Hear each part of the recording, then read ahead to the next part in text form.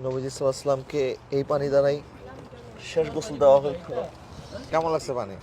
আমার কাছে তো খুব ভালো লাগছে। আমার কাছে মনে হয় যেন আমি এই ধরনের পানি আর কখনো খাইনি। আপনারা এখন যেটি দেখতে পাচ্ছেন এটি নবীজি সাল্লাল্লাহু আলাইহি সাল্লামের উট মোবারক কাসওয়ার পিছনের কদমের ছাপ এবং এটি হচ্ছে কাসওয়ার সামনের কদমের ছাপ মোবারক।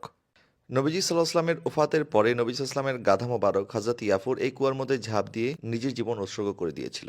আমরা এখন আছি মসজিদে গামামার সামনে। মসজিদে গামামা যেখানে সাহাবায়ে কেরামকে নিয়ে নবীজি সাল্লাল্লাহু আলাইহি সাল্লাম সালাতুল ইস্তিসকা অর্থাৎ বৃষ্টির জন্য দোয়া করেছেন, বৃষ্টির নামাজ আদায় করেছেন এবং এখানে নবীজি সাল্লাল্লাহু আলাইহি সাল্লাম ঈদুল ফিতর, ঈদুল আজহার নামাজও পড়িয়েছেন।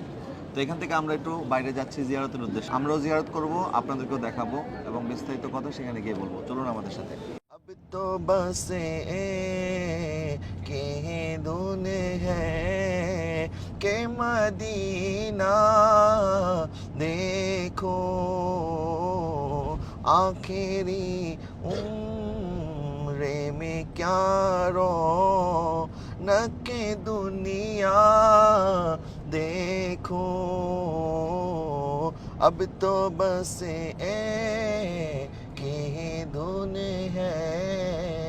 হযরত আব্দুর রহমান বিন আওফ রাদিয়াল্লাহু তাআলা আনহুর খেজুর বাগান হচ্ছে এটা। সবচেয়ে ধনী সাহাবী ছিলেন উনি। নবীজি সাল্লাল্লাহু আলাইহি ওয়াসাল্লাম যখন মদিনা শরীফ আসলেন তখন এই জায়গায় ইহুদিরা বসবাস করত এবং ইহুদিরা নবীজি সাল্লাল্লাহু আলাইহি ওয়াসাল্লামকে ওয়াদা করেছিল বাহির থেকে কোনো শত্রু যখন মদিনা আক্রমণ করবে তখন তারা মুসলমানদেরকে রক্ষা করবে, কিন্তু ইহুদিরা তাদের ওয়াদা ভঙ্গ করেছিল। তখন আল্লাহ সুবহানাহু ওয়া তাআলা এই আয়াত নাজিল করে, হে মুমিনগণ, তোমরা ইহুদি ও নাসারাদেরকে বন্ধুরূপে গ্রহণ করো না, তারা পরস্পরের বন্ধু। যখন এই আয়াত নাজিল হয় তখন নবীজি সাল্লাল্লাহু আলাইহি ওয়াসাল্লাম তাদেরকে এই জায়গা থেকে বের করে দেয়। পরবর্তীতে মুসলমান এখানে বসবাস শুরু করে এবং নবীজি সাল্লাল্লাহু আলাইহি ওয়াসাল্লামের খেদমতে যে সমস্ত আহলে সুফাগণ থাকতেন যাদের কোনো পরিবার প্রয়োজন ছিল না, তখন তাদের মধ্যে যারা বিবাহ করতেন তখন নবীজি তাদেরকে হাদিয়া স্বরূপ এখানে একটি ঘর নির্মাণ করে দিতেন এবং তারা এখানে বসবাস করতেন। এখানে তখন 700টি ঘর নির্মাণ করা হয়েছিল। মদিনা শরীফে এমন 4টি কুয়া ছিল যে কুয়ার পানিগুলি লবণাক্ত ছিল।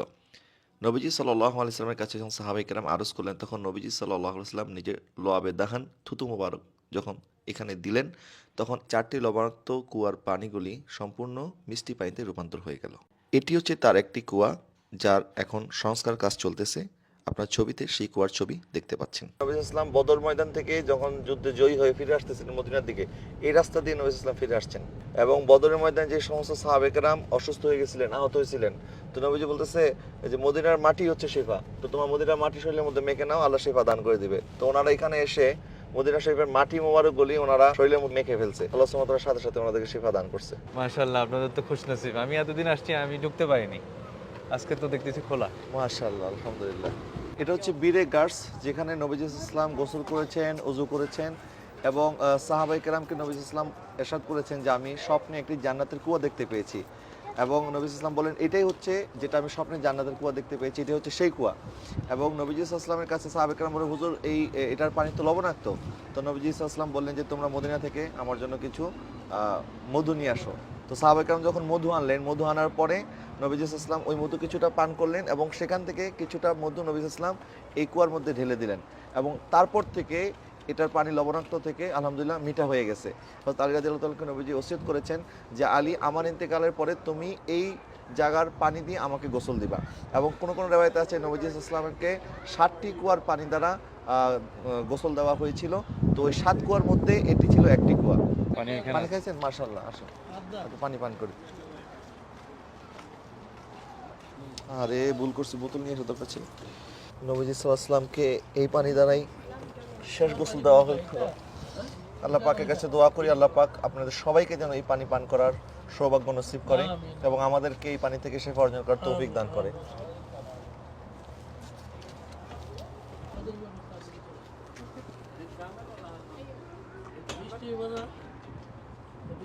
এখনো পানি মিষ্টি, এখনো মাশাআল্লাহ মিষ্টি লাগতেছে না পানিটা?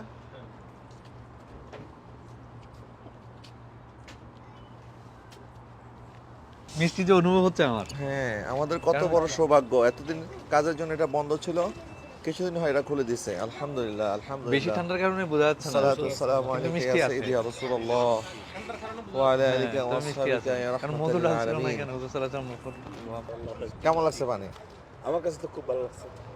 আমার কাছে মনে হয় যেন আমি এই ধরনের পানি আর কখনো খাইনি। এটি হচ্ছে হযরত সালমান ফার্সি রাদিয়াল্লাহু তাআলা আনহুর খেজুর বাগান। উনি মদিনা শরীফে আসার সময় ওনাকে বাজারে বিক্রি করে দেওয়া হয়েছিল এবং এক ইহুদি ওনাকে খরিদ করে এখানে নিয়ে আসেন। তখন ওনার বয়স ছিল ১৫০ বছর। এই খেজুর বাগানই উনি কাজ করতেন। এটা হচ্ছে ওই কুয়া, নবী ইসলামের একটা গাদা মোবারক ছিল যেটার মধ্যে নবী ইসলাম সাওয়ারি হতেন। ওই গাদার নাম ছিল হাজরত ইয়াফুর। যখন নবী ইসলামের ওফাত হয়ে যায় তখন হজরত ইয়াফুর যখন নবী ইসলামকে অনেক দিন হয়ে গেছে দেখা পাচ্ছে না, 4 দিন 5 দিন, তো সে খানাপিনা বন্ধ করে দিছে, খানাপিনা ছেড়ে দিছে। খানাপিনা ছেড়ে দেওয়ার পরে যখন দেখতেছে যে না এখনও নবী ইসলামের দিদার হচ্ছে না, তখন সে নিজেই নিজেকে কুয়ার মধ্যে ঝাঁপ দিয়ে জীবন দিয়ে দিছে। একটা গাদা হওয়ার পরেও হযরত ইয়াফুর নবীজিকে কতটা ভালোবাসতো যে নবীজির বিরহে উনি নিজে জীবন পর্যন্ত দিয়ে দিছে। সুবহানাল্লাহ। আর ওই যে সামনে ঘরটা দেখতেছেন, এটাকে বলা হয় বাইতুল হুজুন। বাইতুল হুজুন বলার কারণ হচ্ছে কারবালা ঘটনার পরে হযরত জালাল আবদিন রাদিয়াল্লাহু তাআলা যখন মদিনা শরীফ আসেন তখন উনি সারাক্ষণই কান্নাকাটি করতেন। এই কারণে উনি সবার থেকে আলাদা হয়ে এখানে নিজে একটা ঘর বানাইছেন এবং এই ঘরে বসেই উনি সারা জীবন পার করছেন। এখানে ইবাদতবন্দেগী করতেন। কারবালার একমাত্র জীবিত পুরুষ হিসেবে উনি ফিরত এসেছিলেন। তো এটা ছিল হযরত জাইনুল আবেদিন রাদিয়াল্লাহু তাআলা ঘর, ইমাম হোসেনের ছেলে। নবীজি সাল্লাল্লাহু আলাইহি ওয়াসাল্লামের একটি মুজিজা আজকে আপনাদেরকে দেখাচ্ছি। নবীজি সাল্লাল্লাহু আলাইহি ওয়াসাল্লাম যখন মদিনা পাকে তাশরিফ আনেন, নবীজি যেই উট মুবারকের পিঠে চড়ে নবীজি সবসময় চড়তেন সেটা ছিল কাসওয়া, জান্নাতি উটনি। এবং এই উটের পিঠে চড়েই নবীজি সাল্লাল্লাহু আলাইহি ওয়াসাল্লাম মক্কা থেকে মদিনায় এসেছেন এবং মক্কা বিজয় করেছেন এবং জান্নাতে যাওয়ার সময় নবীজি সাল্লাল্লাহু আলাইহি ওয়াসাল্লাম এই উটনির পিঠে চড়েই কিন্তু জান্নাতে প্রবেশ করবেন। নবীজি সাল্লাল্লাহু আলাইহি ওয়াসাল্লাম যখন মদিনায় পাকে আসেন এবং এখানে ইহুদিদের বসবাস ছিল, এই গোত্রের ইহুদিদেরকে যখন নবীজি সাল্লাল্লাহু আলাইহি ওয়াসাল্লাম ইসলামের দাওয়াত দেন, তখন তারা তো ইসলামের দাওয়াত গ্রহণ করেই নাই, বরং তারা নবী ইসলামকে আরও উল্টাপাল্টা কথা বলা শুরু করে দিল। তখন আল্লাহ সুবহানাহু ওয়া তাআলা নবী ইসলামের উটের মাধ্যমে একটা অলৌকিক ঘটনা প্রকাশ ঘটালেন যে নবী ইসলাম যে উটনি মুবারকের মধ্যে সাওয়ার হতেন, সেই কাসওয়া যখন কদম দিতে লাগলো, এই শক্ত শক্ত পাথর কিন্তু তখন নরম হয়ে গিয়ে ওই উটনি মুবারকের পায়ের ছাপ পর্যন্ত পাথরের মধ্যে বসে পড়েছে। এবং এরকম 40টি পাথর ছিল। পরবর্তী সময় এখান থেকে পাথরগুলি সরিয়ে ফেলা হয়েছে, কিন্তু এখনও 2টা পাথর আছে। আপনারা এখন যেটি দেখতে পাচ্ছেন এটি নবীজি সাল্লাল্লাহু আলাইহি ওয়াসাল্লামের উট মোবারক কাসওয়ার পিছনের কদমের ছাপ এবং এটি হচ্ছে কাসওয়ার সামনের কদমের ছাপ মোবারক। ইসলাম যে উটের পিঠে সবসময় ছাওয়ার থাকতে এই উটের কদমের ছাপ আমরা আজকে দেখলাম। আলহামদুলিল্লাহ, আল্লাহর শুকরিয়া। এই খেজুর বাগানে এসে আরেকটা জিনিস আমি আপনাদেরকে একটু দেখাই। এটা হচ্ছে কুয়া। কুয়া থেকে মোটরের সাহায্যে পানি উঠতেছে। কুয়া থেকে মোটরের সাহায্যে পানিগুলি ওঠানোর পরে এই পানিগুলি একটি রিজার্ভ ট্যাঙ্কের মধ্যে জমা হয়। এই ঝর্ণার সাহায্যে পানিগুলি যেতে থাকে এবং প্রতিটি গাছের গোড়ায় গোড়ায় পাইপ দেওয়া আছে। রিজার্ভ ট্যাঙ্ক থেকে এই পাইপের মাধ্যমেই পানিগুলি গাছের গোড়ায় পৌঁছে যায়।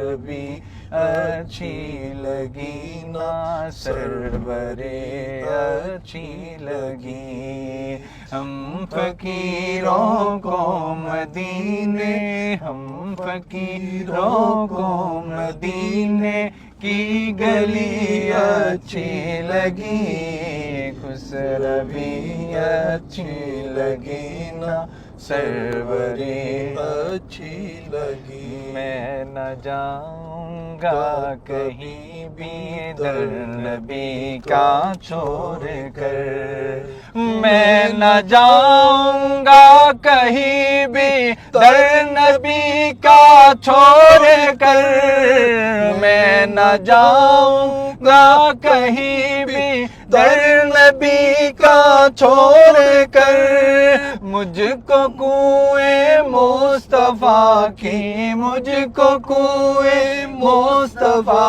की चाकरी अच्छी लगी, खुश रबी अच्छी लगी ना सरवरे अच्छी लगी, हम फकीरों को मदीने, हम फकीरों को मदीने की गली अच्छी लगी, खुश रबी अच्छी लगी ना सरवरी अच्छी